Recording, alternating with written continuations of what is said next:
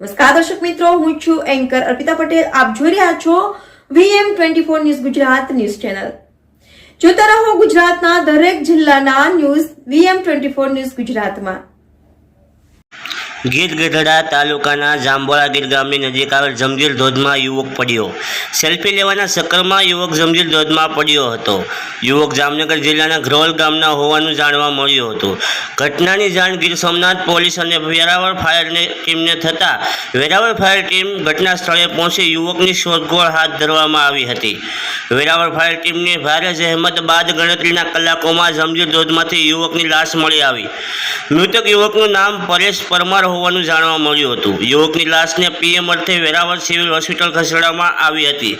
Reporter એભરવાળા સાથે Raju Makwana, VM24 Gujarat news, Jambola Gir.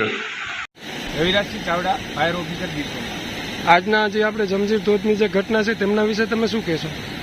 જમજીર ધોધમાં એક યુવાન છે એ સવારે 10-10:30ની આસપાસ અકસ્માતે પાણીમાં પડી ગયેલ હોય એવી જાણ અમને મળતા ડિઝાસ્ટર કંટ્રોલ રૂમમાંથી વેરાવળથી ફાયર ટીમ જે છે એ તાત્કાલિક ઘટના સ્થળે દોડી આવેલી હતી અને 1 કલાકની જહેમત બાદ એ બોડી જે છે એ પાણીના વચ્ચેના ભાગમાંથી 4 મોઠાળા ઊંડા પાણીમાંથી અમારી ટીમ દ્વારા એ બોડીની શોધખોળ કરીને બહાર લાવેલી.